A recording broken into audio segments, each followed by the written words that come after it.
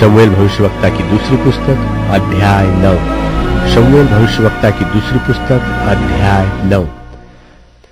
दाऊद ने पूछा, क्या शाऊल के घराने में से कोई अब तक बचा है जिसको मैं योनातन के कारण प्रीति दिखाऊं? शाऊल के घराने का सीबा नाम एक कर्मचारी था। वह दाऊद के पास बुलाया गया और जब राजा ने उससे पूछा, क्या तू सीबा है? तब उसने कहा, हां, तेरा दास वही है। राजा ने पूछा, क्या शाऊल के घराने में से कोई अब तक बचा है जिसको मैं परमेश्वर की सी प्रीति दिखाऊं? सीबा ने राजा से कहा, हां, योनातन का एक बेटा तो है जो लंगड़ा है। राजा ने उससे पूछा, वह कहाँ है? सीबा ने राजा से कहा, वह तो लोदबार नगर में अम्मीएल के पुत्र माकीर के घर में रहता है।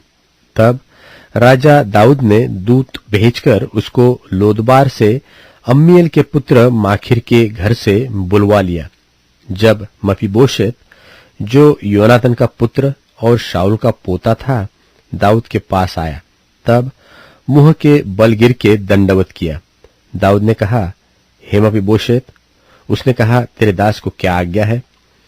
दाऊद ने उससे कहा, मत डर, तेरे पिता योनातन के कारण मैं निश्चय तुझको प्रीति दिखाऊंगा और तेरे दादा शाऊल की सारी भूमि तुझे फेर दूंगा और तू मेरी मेज पर नित्य भोजन किया कर।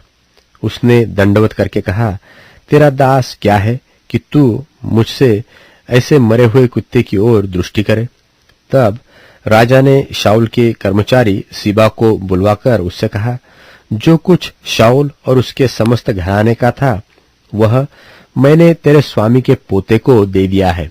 अब से तू अपने बेटों और सेवकों समेत उसकी भूमि पर खेती करके उसकी उपज ले आया करना कि तेरे स्वामी के पोते को भोजन मिला करे। परंतु तेरे स्वामी का पोता मफीबोशेत मेरी मेज पर नित्य भोजन किया करेगा। और सीबा के तो 15 पुत्र और 20 सेवक थे।